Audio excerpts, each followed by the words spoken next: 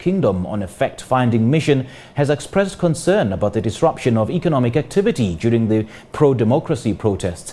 Botswana President and the chairperson of the SADC Troika, Dr. Mlungisi Makhanya, was accompanied by Botswana International Relations Minister Dr. Kwape on a visit to Eswatini. They met with Eswatini Acting Prime Minister Themba Masuku. Now, SADC has called on all individuals, groups and organizations that have grievances to desist from acts of violence. It also urged the security forces to exercise restraint in their response to restore order.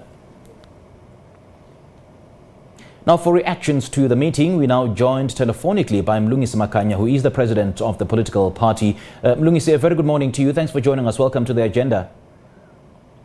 Thank you very much for having us, and good morning to you and the SABC listener. What do you make of that fact-finding mission by SADC to the Kingdom of Eswatini? There was no fact-finding mission by SADC. Yeah, all that we had was that we had a delegation that came and spent almost an entire day meeting with government and some royal leeches and hanger-on. That government decided to bring along masquerading as representative of the people. What happened is that they met, for instance, with the king's brother-in-law, who is a pastor.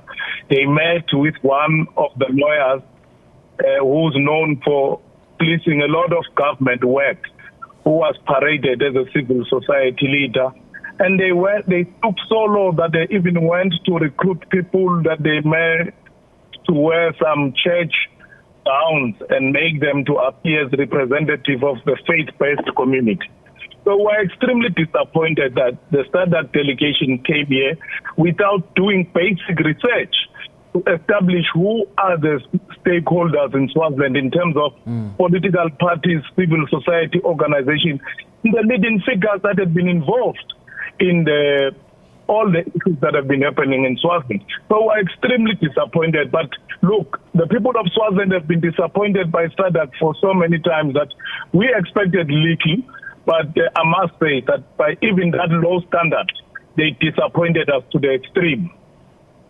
Now, do you get a sense, Mlungisi, that this fact-finding mission was indeed a fact-finding mission? I mean, the SADC delegation, were they seen to be visiting some of the hospitals wherein hundreds of Swazi citizens have been booked in as a result of the violence that has been perpetrated by the armed forces?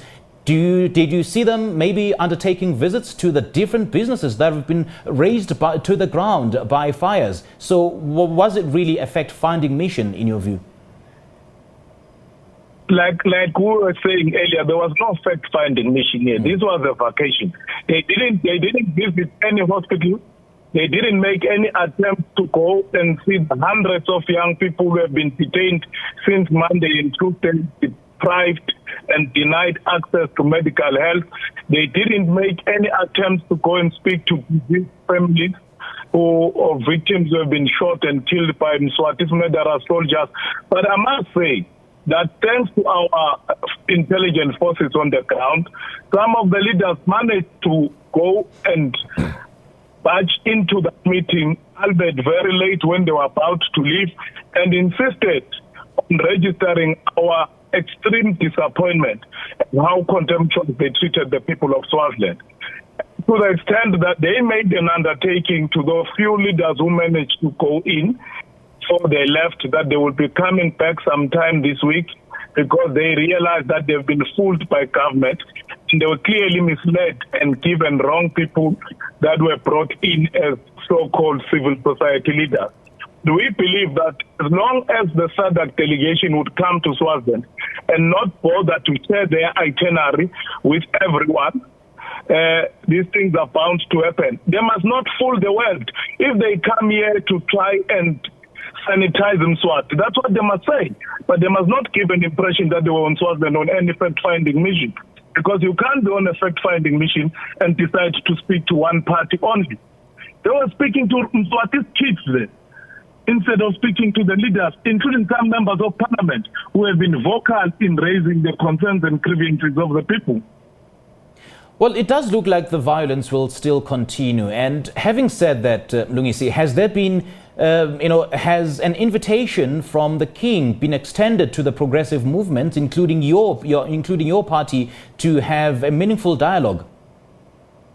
There is no invitation that has been extended to our party or to any of the parties that I'm aware of. But I think it is important for me to say that what actually happened has angered our people, that our people are looking back to getting back to the streets to even intensify the protest. So you may see even a further deterioration of the situation, because our people have realized that SADC is not a partner they can count on. So yeah, we're looking at intensifying our struggles. We're under no illusion. If change is to come in Swaziland, we are the ones who are going to be the agents of the change we so much seek. And having said that, what should happen now that the invitation for dialogue still hasn't been extended to any of you, and the violence seemingly continuing, and people, and according to the videos that we see on social media, are still being bashed by the armed forces? What will happen now?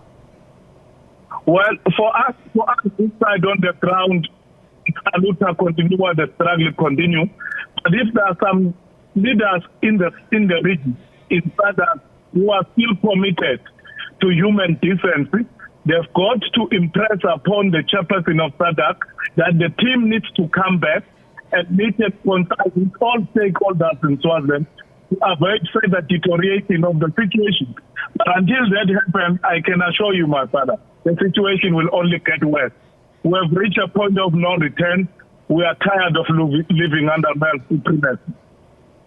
So, Mlungisi, who runs the country currently? Because we've seen the acting Prime Minister, Themba Masuku, making one statement. On the other hand, the King's eldest daughter, Princess Khanyiso, making other statements. And we haven't heard anything from the King or the King's office. So, who currently runs the country? The country is currently run by soldiers through the barrel of the gun. I can tell you, if it was not for the barrel of the gun and the soldiers that have been deployed in all corners, that are even inside grocery shops, on top of bridges, the Mswati will not still be in power. The difference between Mswatis remaining in power and the people having power is the soldiers that are roaming the streets and shooting discriminately on our people and brutalizing and assaulting our people. That is the difference. And what's your understanding of how the authorities are handling the situation? For instance, acting Prime Minister Themba Masuku has been heavily criticized for his underhanded tactics in handling the situation, and for some ostensibly untruths with regards to some of the issues. And we've heard statements of alleged mercenaries or foreign mercenaries disguising themselves in Swazi army uniform, riding Swazi vehicles. And on the other hand, we've seen Mr. Masuku himself saying that the internet shutdown has been a result of vandalism of the mobile telecommunication infrastructure. Yet MTN saying that there is no such. They only got a directive from the country's authorities to shut down the internet. This is a government of liars. I mean, if you look at their court papers that they filed in court, all the service providers have said there's not been any vandalism to infrastructure, that they received an instruction from the regulating authority, which is an extension of government, that they must switch off. So this just shows to the extent to which they would go in terms of misleading the world about the real situation on the ground. Our people are very clear. They have been suffering for too long. They have been reduced to spectators when they are languishing in absolute poverty, while the royal parasites are feasting like there's no tomorrow. I mean, they've been watching unbelievable royal opulence while they can struggle to ensure that they have a meal for the next day. That is what is behind this uprising. Just give us a quick update, Mlungisi, of what's happening on the ground. I do understand that a strike is being planned today. And what do we know so far in terms of the death toll? Well, what is happening on the ground is that obviously many places are still closed. The overwhelming majority of workers have responded positively to the call that we also support from the Federation, that they must remain at home for their own safety. So there's leaky activity that is happening.